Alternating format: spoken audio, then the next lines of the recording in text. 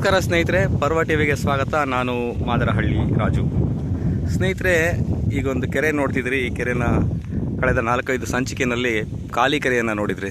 ಈಗ ನೀರು ತುಂಬಿಕೊಂಡಿರೋದನ್ನ ನೋಡ್ತಾ ಇದ್ರಿ. ಅಂದರೆ ಈಗ ಈ ಕೆರೆಯ ಅಭಿವೃದ್ಧಿ ಕಾಮಗಾರಿಗೆ ಬಹುತೇಕ ಫುಲ್ ಸ್ಟಾಪ್ ಬಿದ್ದಿದೆ. ಕೆರೆನ ಹೂಳೆತ್ತುವಂಥ ಕಾರ್ಯ ಕನಿಷ್ಠ ಒಂದು 30% ಅಷ್ಟೇ ಮುಗಿದಿರಬಹುದು. ಉಳಿದಂತೆ ಒಂದಷ್ಟು ದೊಡ್ಡ ದೊಡ್ಡ ಕಂದಕಗಳನ್ನ ತೋಡಿ ಅಲ್ಲಿ ಬೇಕಾದಂಥ ಮಣ್ಣನ್ನು ಈ ಗುತ್ತಿಗೆದಾರರು ತುಂಬ್ಕೊಂಡು ಹೋಗಿದ್ದಾರೆ. ಅದೊಂದೇ ಅವ್ರು ಮಾಡಿರೋಂಥ ಸಾಧನೆ. ಅದು ಬಿಟ್ಟರೆ ಸುತ್ತ ಕೆರೆ ಏರಿ ಹಾಕಿದ್ದಾರೆ ನೋಡಿ. ಆಲ್ರೆಡಿ ಈಗ ಸಣ್ಣ ಒಂದು ಮಳೆಗೆ ಬಂದಂಥ ನೀರು ತುಂಬಿದೆ. ಇದರಿಂದಾಗಿ ಅಲ್ಲಿ ಏರಿ ಒಳಗಡೆ ಯಾವ ರೀತಿ ಕೊರೆಯೋಕ್ಕೆ ಆರಂಭಿಸಿದೆ ಅಂತ ಗಮನಿಸಿ. ಜೊತೆಗೆ ಇಲ್ಲಿ ಒಂದು ರಸ್ತೆಯನ್ನು ಮಾಡಿದರು. ಆ ಕಡೆಯಿಂದ ನೀರು ಬಂದದ ಕಾರಣದಿಂದ ಈ ರಸ್ತೆಯನ್ನು ಕೂಡ ಈಗ ಆಲ್ರೆಡಿ ಅಂದರೆ ಏರಿಗೆ ಹತ್ತುವಂಥ ರಸ್ತೆ ಅದನ್ನು ಇಲ್ಲಿ ಬಗೆದಿದ್ದಾರೆ. ಇಲ್ಲಿಗೊಂದು ಪೈಪ್ನಾದರೂ ಹಾಕಿ ಬಿಡಬೇಕಿತ್ತು. ಆ ಕೆಲಸ ಕೂಡ ಮಾಡಿಲ್ಲ. ಕಾಮಗಾರಿ ಹಳ್ಳ ಹಿಡಿಯೋದಂತ ಖಚಿತ ಆಗಿದೆ. ಮತ್ತು ಈ ಕಾಮಗಾರಿನ ಮುಂದುವರಿಸಬೇಕು ಅಂತಂದರೆ ಈ ನೀರು ಖಾಲಿ ಆಗಬೇಕು. ನೀರು ಖಾಲಿ ಆಗುತ್ತೆ ಅನ್ನೋ ಒಂದೇ ದಿನದಲ್ಲಿ ಖಾಲಿ ಆಗುವಂಥದ್ದಲ್ಲ, ಅಥವಾ ಈ ಒಂದು ತಿಂಗಳಲ್ಲಿ ಖಾಲಿ ಆಗುವಂಥದ್ದಲ್ಲ. ಈಗ ಮುಂಗಾರು ಆರಂಭ ಆಗಿದೆ. ಈ ಸೀಸನಲ್ಲಿ ಈ ಕಾಮಗಾರಿನ ಮತ್ತೆ ಆರಂಭಿಸೋದು ಕನಸಿನ ಮಾತು. ಗುತ್ತಿಗೆದಾರರಿಗೆ, ಇಂಜಿನಿಯರ್ಗಳಿಗೆ ಮತ್ತು ಇನ್ನೊಂದಷ್ಟು ಮಹನೀಯರಿಗೆ ಒಂದಷ್ಟು ಲಾಭವನ್ನು ಮಾಡಿಕೊಟ್ಟಂಥ ಖ್ಯಾತಿ ಈ ಸುಳಿಕೆರೆಗೆ ಈಗ ಸಲ್ಲುತ್ತೆ. ಈ ಕಾಮಗಾರಿನ ಅದು ಯಾವ ಜನ್ಮದಲ್ಲಿ ಮುಗಿಸ್ತಾರೋ ಗೊತ್ತಿಲ್ಲ. ಕೆರೆಯ ಇನ್ನೊಂದಷ್ಟು ವಿಸ್ತೀರ್ಣತೆಯನ್ನು ಅಥವಾ ಕಾಮಗಾರಿಯ ಬಗ್ಗೆ ಇನ್ನೊಂದಷ್ಟು ವೀಡಿಯೋಗಳನ್ನ ನಿಮಗೆ ತೋರಿಸ್ತೀನಿ, ಬನ್ನಿ ನೋಡಿ. ಸ್ನೇಹಿತರೆ, ಹೊಸದಾಗಿ ಮಾಡಿರ್ತಕ್ಕಂಥ ಏರಿ ಅದರ ರಸ್ತೆಯ ಸ್ಥಿತಿ ಯಾವ ರೀತಿ ಇದೆ ಅಂತ, ಕಾಮಗಾರಿಯ ತಾಕತ್ತು ಯಾವ ರೀತಿ ಇದೆ ಅನ್ನೋದಕ್ಕೆ ಇದು ಒಂದು ದೊಡ್ಡ ಸಾಕ್ಷಿ.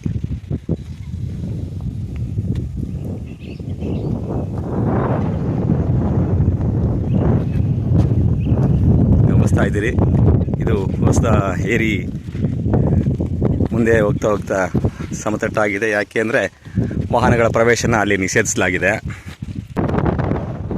ನೋಡಿ, ಈ ಹಿಂದೆ ನಾವು ಸ್ಟೋರಿ ಮಾಡಿದಂಥ ಸಂದರ್ಭದಲ್ಲಿ ಕೆಲವು ರೈತರು ಮತ್ತು ಮುಖ್ಯಸ್ಥರು ಈ ಏರಿಯಾ ಜೀವನಾಂಶ ಅಂದರೆ ಈ ಆಯುಷ್ಯದ ಬಗ್ಗೆ ಮಾತನಾಡಿದರು. ಈ ಏರಿ ಎಷ್ಟು ದಿನ ಉಳ್ಕೊಳ್ಳುತ್ತೆ ಅಂತೇಳಿ.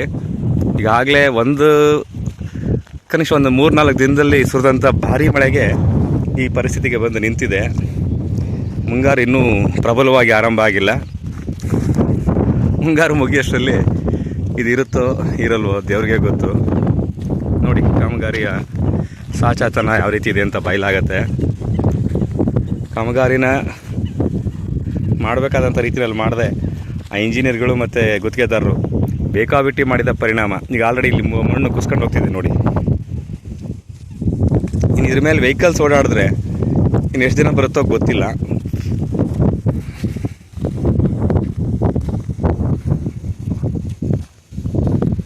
ಗಮನಿಸಿ, ಶಾಸಕರಿಗೆ ನಾವು ಸಾಕಷ್ಟು ಗಮನ ಸೆಳೆದರೂ ಕೂಡ ಅವರು ಇದ್ರ ಬಗ್ಗೆ ಕಿವಿಗೊಡಲಿಲ್ಲ. ಗುತ್ತಿಗೆದಾರರು, ಇಂಜಿನಿಯರ್ಗಳು ಏನೋ ಮಾಡ್ತಾರೆ ಅಂತ ಅವರು ಸೈಲೆಂಟ್ ಆದರು. ಕನಿಷ್ಠ ಈ ಏರಿ ಮಾಡಿದ್ಮೇಲೆ ಸುತ್ತಮುತ್ತ ಆ ಏರಿಯಾ ಒಂದು ಬದಿನಲ್ಲಿ ಆ ಕಡೆ ಏನು ಮುಖ್ಯವಾದಂಥ ಏರಿ ಇದೆ ಅಲ್ಲಿ ಕಲ್ಲುಗಳನ್ನ ಜೋಡಿಸಿದ್ದಾರೆ. ಆ ರೀತಿ ಕಲ್ಲುಗಳು ಜೋಡಿಸಿದ್ರೆ ಕನಿಷ್ಠ ಉಳ್ಕೋತಿತ್ತು. ಅದೆಲ್ಲಕ್ಕಿಂತ ಹೆಚ್ಚಾಗಿ ಈ ಕೆರೆಯ ಬಗ್ಗೆ ಅನುಭವ ಇರತಕ್ಕಂಥ ತಜ್ಞರು ಹೇಳೋಂಥದ್ದು ಏನಂದರೆ, ಕೆರೆಯ ಒಳಗಡೆ ಇದ್ದಂಥ ಮಣ್ಣನ್ನು ಅಂದರೆ ಹೂಳು ಜೊತೆ ಮಿಶ್ರಿತವಾಗಿರ್ತಕ್ಕಂಥ ಮಣ್ಣನ್ನು ಏರಿಗೆ ಹಾಕೋದು ಅದು ಮುಟ್ಟಾಳ್ತನ ಅಂತ ಹೇಳ್ತಾರೆ. ಆ ಮುಟ್ಟಾಳ್ತನದ ಪರಿಣಾಮನೇ ಇದಾಗಿದೆ. ನೋಡಿ, ಇದನ್ನು ಎಷ್ಟು ಜನ ಉಳ್ಕೋಬಹುದು ಅಂತ ಗಮನಿಸಿ. ನೋಡಿ,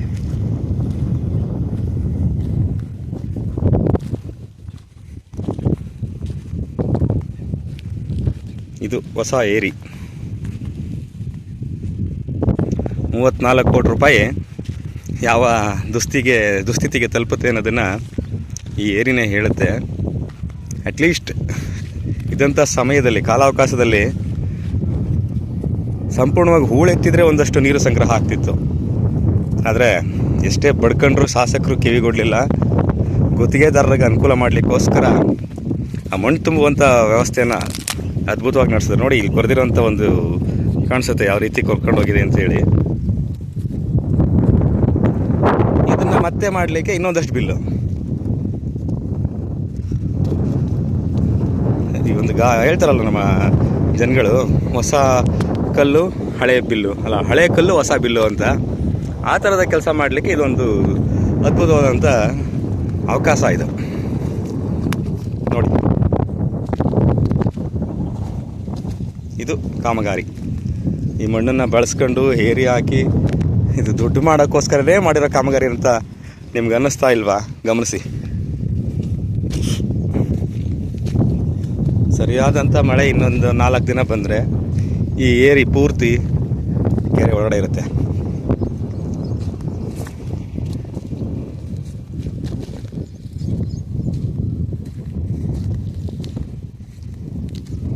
ಯಾವ ಪುರುಷಾರ್ಥಕ್ಕೋಸ್ಕರ ಶಾಸಕರು ಇದಕ್ಕೆ 34 ಕೋಟಿ ರೂಪಾಯಿನ ತಂದು ಈ ಅಧ್ವಾನ ಮಾಡಬೇಕಿತ್ತು, ಮಾಡಿದ್ರು ಅಂತ ಅರ್ಥ ಆಗ್ತಿಲ್ಲ. ಕಾಮಗಾರಿನ ಚಾಲನೆ ಕೊಡೋದು ಮುಖ್ಯ ಅಲ್ಲ, ಅದನ್ನು ಕಂಪ್ಲೀಟ್ ಮಾಡೋದು ತುಂಬ ಇಂಪಾರ್ಟೆಂಟು.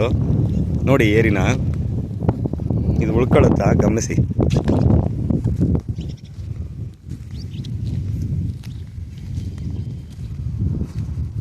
ಯಾರು ದುಡ್ಡು 34 ಕೋಟಿ ರೂಪಾಯಿ? ಸಾರ್ವಜನಿಕರ ದುಡ್ಡನ್ನು ಈ ರೀತಿ ಫೋಲ್ ಮಾಡೋದು ಎಷ್ಟು ಸರಿ?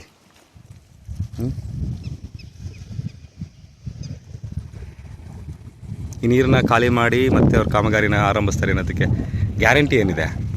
ಇವ್ರ ಅವಧಿನೇ ಮುಗಿದೋಗುತ್ತೆ ಬಹುಶಃ ನೀರು ಖಾಲಿ ಆಗೋಷ್ಟರಲ್ಲಿ.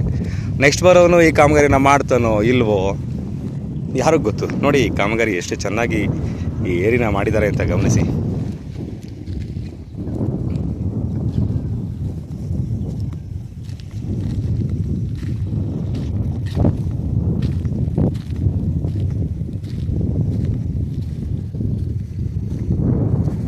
ನೋಡಿ ಇದು ಕರ್ನಾಟಕ ರಾಜ್ಯದ ಅತಿ ದೊಡ್ಡ ಎರಡನೇ ಕೆರೆ. ಇದು ಸುಮಾರು 960 ಎಕರೆಗೂ ಹೆಚ್ಚು ಪ್ರದೇಶದಲ್ಲಿ ಈ ಕೆರೆ ಇದೆ.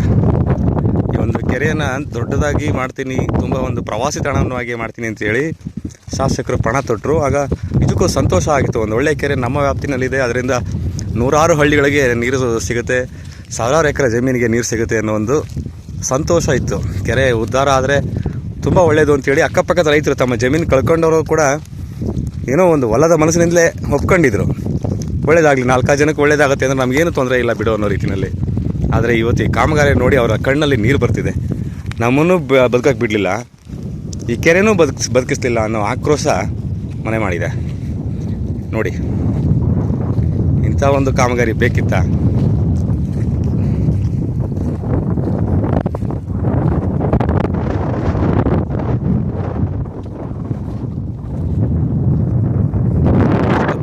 ಬೆಳೆದಿದ್ದಂಥ ಮರಗಳನ್ನ ಕತ್ತರಿಸಿ ಬಿಸಾಕಿದ್ರು, ಬೇರು ಸಹಿತ ಕಿತ್ತೆಸಿದ್ರು. ಅವೆಲ್ಲ ಬಂದು ಇಲ್ಲೇ ಬಿದ್ದಿದೆ. ಯಾರಿಗೆ ಲಾಭ ಆಯ್ತು ಇವಾಗ? ಗುತ್ತಿಗೆದಾರಂಗೆ ಲಾಭ ಮಾಡ್ಕೊಡೋಕ್ಕೋಸ್ಕರ ಇಷ್ಟೆಲ್ಲ ಕಷ್ಟಪಡಬೇಕಿತ್ತ ಶಾಸಕರು? ನೋಡಿ ಏರಿ ದುಸ್ಥಿತಿ ಯಾವ ರೀತಿ ಇದೆ ಅಂತ.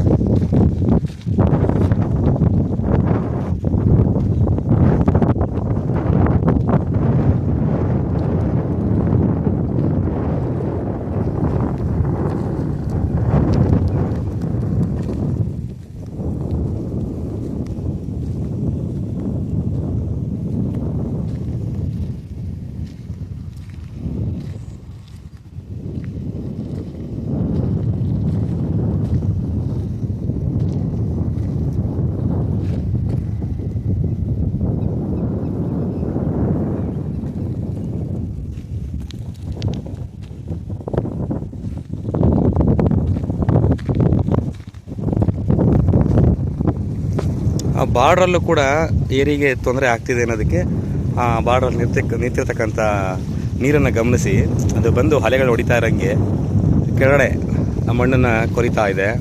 ಹಾಗಾಗಿ ನೀರಿನ ಬಣ್ಣ ಬದಲಾಗ್ತಿದೆ. ಅಂದರೆ ಮಣ್ಣು ಕೊರ್ಕೊಂಡು ಒಳಗಡೆ ಸೇರ್ತಾ ಇದೆ. ಅದನ್ನು ಗಮನಿಸಿ ನೀವು.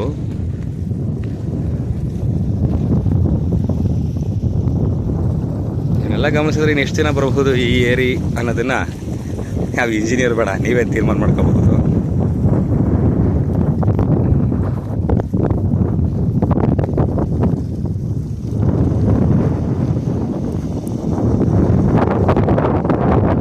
ಸುತ್ತಲೂ ಅಂದರೆ ಹೊಸದಾಗಿ ಮಾಡಿರ್ತಕ್ಕಂಥ ಏರಿಯಾ ಪರಿಸ್ಥಿತಿ ಸುತ್ತಲೂ ಇದೇ ರೀತಿ ಇದೆ.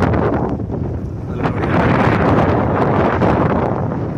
ಅಲ್ಲೂ ಕೂಡ ಸಾಕಷ್ಟು ಕಡೆ ಕುಸಿದಿದೆ ನೀರು. ಸಂಪೂರ್ಣ ಅಂದರೆ ಸಾಕಷ್ಟು ಆಗಿದೆ. ಇನ್ನೊಂದು 2 ದಿನ 3 ದಿನ ಮಳೆ ಆದರೆ ನೀರು ಸಂಪೂರ್ಣ ತುಂಬ ಹೋಗುತ್ತೆ. ಈಗ ಆಲ್ರೆಡಿ ಹೆಬ್ಬಳ್ಳ ಚಲನೆಯ ನಾಲಿನಲ್ಲಿ ನೀರು ಬರ್ತಿರೋದ್ರಿಂದ ಕೆರೆಗೆ ಇನ್ನಷ್ಟು ನೀರು ಬರ್ತಾ ಇದೆ. ಈಗ ನೀರು ತುಂಬುತ್ತೆ. ಯಾವುದೇ ಕಾರಣಕ್ಕೂ ಕನಿಷ್ಠ ಇನ್ನೆರಡು ವರ್ಷ ಇಲ್ಲಿ ಕಾಮಗಾರಿ ಮಾಡಲಿಕ್ಕೆ ಆಗೋದಿಲ್ಲ.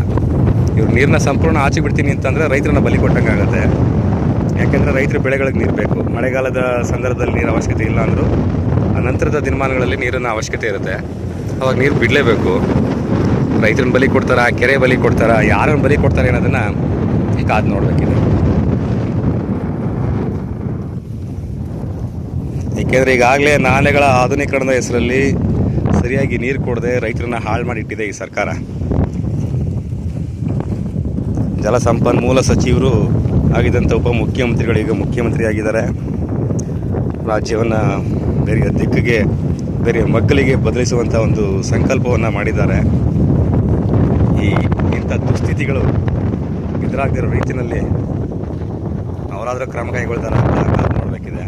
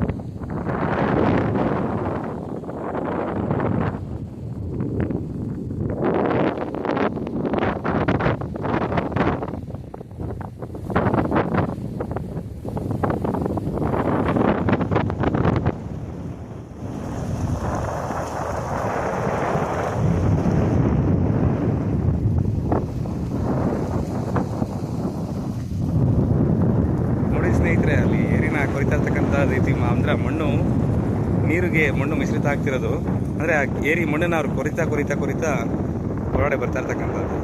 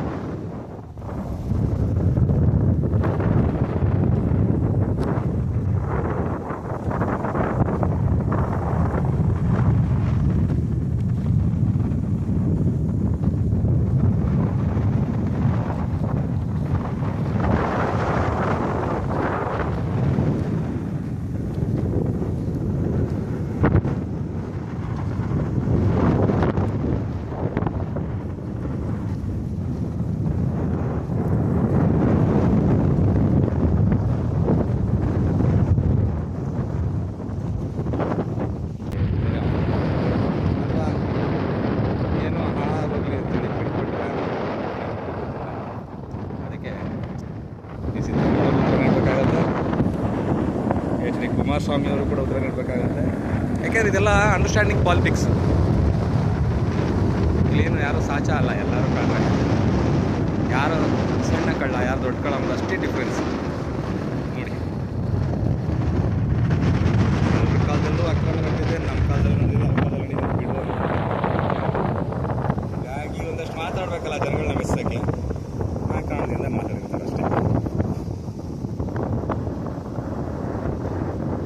ಅದಕ್ಕೋಸ್ಕರ ಈ ಗಣಂದಾರಿ ಕೆಲಸ ಮಾಡೋಕ್ಕೋಸ್ಕರ ಸಾರ್ವಜನಿಕರ ತೆರಿಗೆ ಹಣ 34 ಕೋಟಿ ರೂಪಾಯಿನ ಸುರಿಬೇಕಾಯ್ತು.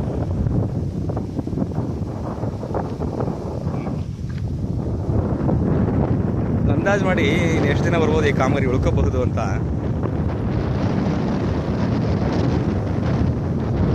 ಎಷ್ಟು ಹೇಳಿದ್ರು ಅಷ್ಟೇ ಸ್ನೇಹಿತರೆ. ಒಟ್ಟಿನಲ್ಲಿ ಎಲ್ಲವನ್ನು ಗಮನಿಸಿದ್ರೆ ಏನಾದರೂ ಮದುವೆಯಲ್ಲಿ ಒಂದು ನಿಜಾಣ ಅಂತ ಅದನ್ನು ಹೇಳ್ಬೇಕಾ, ಅಥವಾ ಯಾರ್ದೋ ದುಡ್ಡು ಎಲ್ಲಮ್ಮನ ಜಾತ್ರೆ ಅಂತ ಹೇಳಬೇಕಾ? ಒಂದು ಅರ್ಥ ಆಗ್ತಿಲ್ಲ. ಯಾಕೆಂದರೆ ಅದನ್ನು ಅರ್ಥ ಮಾಡ್ಕೋಬೇಕಾದವರು ಜನತೆ, ಸಾಮಾನ್ಯ ಜನತೆ ಅರ್ಥ ಮಾಡ್ಕೊಳ್ಳದೆ ಇದ್ದರೆ ಇಂಥ ದುಸ್ಥಿತಿಗಳು ಮುಂದುವರಿತಾನೆ ಇರ್ತವೆ. ಕ್ಷೇತ್ರದ ಅಭಿವೃದ್ಧಿ ಬಗ್ಗೆ ಯೋಚನೆ ಮಾಡದೆ ತಮ್ಮ ನಾಯಕ ಏನೇ ಮಾಡಿದ್ರೂ ಅದು ಓಕೆ ಅಂತ ಬಹುಪರಾಕ್ ಹಾಕುವಂಥ ಮತದಾರರು, ಕಾರ್ಯಕರ್ತರು ಎಲ್ಲಿ ತನಕ ಇರ್ತಾರೋ ಅಲ್ಲಿ ತನಕ ಈ ದೇಶಕ್ಕೆ ಉಳಿಗಾಲ ಇಲ್ಲ. ಪಕ್ಷಕ್ಕೆ ನೀವು ನಿಷ್ಠರಾಗಿರಿ, ಆದರೆ ಅಭಿವೃದ್ಧಿ ಕಾರ್ಯಗಳ ಬಗ್ಗೆ ಯಾರಾದರೂ ಆಗಲಿ ಒಳ್ಳೆ ಕೆಲಸ ಮಾಡಿದ್ರೆ ಜೈ ಅನ್ನಿ, ತಪ್ಪು ಮಾಡಿದ್ರೆ ತಿದ್ಕೊಳ್ಳೋಕ್ಕೆ ಒಂದು ವಾರ್ನಿಂಗ್ ಮಾಡಿ, ಎಚ್ಚರಿಕೆ ಕೊಡಿ, ಯಾವಾಗ ಸರಿ ಹೋಗುತ್ತೆ. ಇಲ್ಲ ಅಂದರೆ ಸಾರ್ವಜನಿಕರ ದುಡ್ಡು ಅಂದರೆ ನಿಮ್ಮ ದುಡ್ಡು ಇಲ್ಲಿ ಇಂಥ ಕಾಮಗಾರಿಗಳ ಹೆಸರಲ್ಲಿ ಹೊಳೆಯಲ್ಲಿ ಹುಣ್ಸೆಹಣ್ಣು ತಿಂದಂಗೆ ಆಗುತ್ತೆ. ಅಯ್ಯೋ ನಮ್ಮ MLA ಅಲ್ವಾ ಬಿಡೋ, ಅಯ್ಯೋ ನಮ್ಮ ಮಿನಿಸ್ಟ್ರ್ ಅಲ್ವಾ ಬಿಡೋ ಅಂತ ಅಂದರೆ, ಇವತ್ತು ನಿಮ್ಮ ಮಿನಿಸ್ಟ್ರೇ, ನಾಳೆಗೆ ಏನೋ ಬರ್ತಾನೆ ಅವನು ಅವ್ರ ಮಿನಿಸ್ಟ್ರ್ ದುಡ್ಡಲ್ಲ ಹೋಗೋದು. ಮಿನಿಸ್ಟ್ರ್ ಪ್ಯಾಕೆಟ್ ಭದ್ರವಾಗಿರುತ್ತೆ, ಮಿನಿಸ್ಟ್ರ್ ಸೂಟ್ ಕೇಸು ಭದ್ರವಾಗಿರುತ್ತೆ. ಮನೆ ಹಾಳಾಗೋದು ನಿಮ್ಮಂಥ ಜನಗಳದ್ದು. ಇನ್ನಾದರೂ ಈ ಮತ ರಾಜಕಾರಣ, ಪಕ್ಷ ರಾಜಕಾರಣ ಚುನಾವಣೆ ಸಂದರ್ಭಕ್ಕೆ ಇಟ್ಕೊಳ್ಳಿ. ಉಳಿದಂಥ ಸಂದರ್ಭದಲ್ಲಿ ನಮ್ಮೂರು, ನಮ್ಮ ನಾಡು, ನಮ್ಮ ಜಿಲ್ಲೆ, ನಮ್ಮ ಕ್ಷೇತ್ರ ಇದ್ರ ಬಗ್ಗೆ ಯೋಚನೆ ಮಾಡಿ. ಯಾರಿಗಾದರೂ ಓಟ್ ಹಾಕೊಳ್ಳಿ, ನಿಮ್ಗೆ ಇಷ್ಟ. ಅವ್ರು ಬಂದಾಗ ಅವ್ರ ಮನೆಗೆ ಹೋಗಿ, ನಿಮ್ಮ ಮನೆಗೆ ಹೋಗಿ ಕರ್ಕೊಂಡು ಬಿರಿಯಾನಿ ಮಾಡಿಸಿ ತಿನ್ನಿಸಿ. ಕೆಲಸದ ವಿಚಾರದಲ್ಲಿ ಸ್ವಲ್ಪನಾದರೂ ಸ್ವಾಭಿಮಾನ ಇಟ್ಕೊಳ್ಳಿ. ಇದಕ್ಕಿಂತ ಬೇರೆ ಏನೂ ಹೇಳೋಕ್ಕಾಗಲ್ಲ. ನಿಮ್ಮ ಚಾಯ್ಸ್.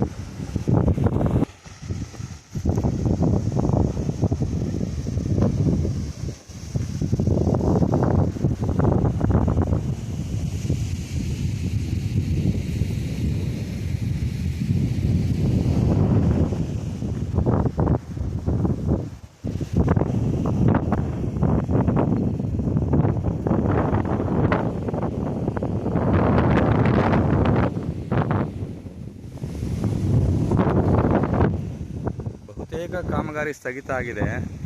ಈ ಗೋಡಿ ಪಕ್ಕದಲ್ಲಿ ಒಂದಷ್ಟು ಕೆಲಸ ನಡೀತಿದೆ. ಇಲ್ಲಿ ನೋಡ್ತಾ ಇದ್ರಲ್ಲ, ಒಂದು 3 ಟಿಪ್ಪರ್ ನಿಂತಿದೆ, ಒಂದು JCB ಇದೆ. ಇವು ಏನು ಕೆಲಸ ಮಾಡ್ತೀವಿ, 2 JCB ಇದೆ. ಇವೇನು ಕೆಲಸ ಮಾಡ್ತವೆ ಅಂತ ಇಲ್ಲ ಗಮನಿಸಿ. ಇದು ಬಿಟ್ಟರೆ ಇನ್ನೆಲ್ಲ ಕೆಲಸ ಬಹುತೇಕ ಸ್ಥಗಿತ ಆಗಿದೆ. ಇದು ಗೋಡಿ.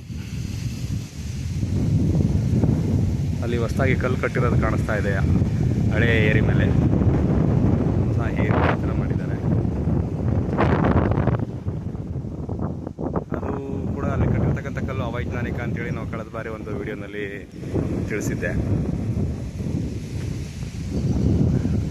ಮುಂದಿನ ಎಪಿಸೋಡ್ನಲ್ಲಿ ಹಳೆ ಏರಿ ಮೇಲೆ ಒಂದು ಪ್ರಯಾಣವನ್ನು ನಡೆಸಿ ಅದರ ಚಿತ್ರಣವನ್ನು ಸಂಪೂರ್ಣವಾಗಿ ನಿಮ್ಮ ಮುಂದಿಡ್ತೀನಿ. ಸೊ ಇವತ್ತಿನ ಇದರಲ್ಲಿ ಈ ಏರಿ ಬಗ್ಗೆ, ಈ ಕಾಮಗಾರಿ ಬಗ್ಗೆ ನಿಮ್ಮ ಅಭಿಪ್ರಾಯಗಳೇನಿದ್ರು ಕಮೆಂಟ್ ಬಾಕ್ಸ್ನಲ್ಲಿ ತಿಳಿಸಿ. ಈ ಒಂದು ಸಾರ್ವಜನಿಕ ಸಂಪತ್ತು ನಾಶ ಆಗ್ತಿರೋದ್ರ ಬಗ್ಗೆ ಜನಪ್ರತಿನಿಧಿಗಳಿಗೆ, ಸರ್ಕಾರಕ್ಕೆ, ಅಧಿಕಾರಿಗಳಿಗೆ ಯಾವ ರೀತಿ ತಿಳಿ ಹೇಳಬೇಕು ಅನ್ನೋದನ್ನು ನೀವೇ ನಿರ್ಧರಿಸಿ ಕಮೆಂಟ್ ಬಾಕ್ಸ್ನಲ್ಲಿ ತಿಳಿಸಿದರೆ ಅದನ್ನು ನಾವು ಮತ್ತೆ ಸಂಬಂಧಪಟ್ಟವರ ಗಮನಕ್ಕೆ ತರಲಿಕ್ಕೆ ಪ್ರಯತ್ನ ಪಡ್ತೀವಿ. ಧನ್ಯವಾದಗಳು. ನಮ್ಮ ಯೂಟ್ಯೂಬ್ ಚಾನೆಲ್ನ ಸಬ್ಸ್ಕ್ರೈಬ್ ಆಗಿ, ಲೈಕ್ ಮಾಡಿ, ಪಕ್ಕದಲ್ಲಿ ಕಾಣಿಸೋ ಬೆಲ್ ಐಕನ್ನ ಕ್ಲಿಕ್ ಮಾಡಿ.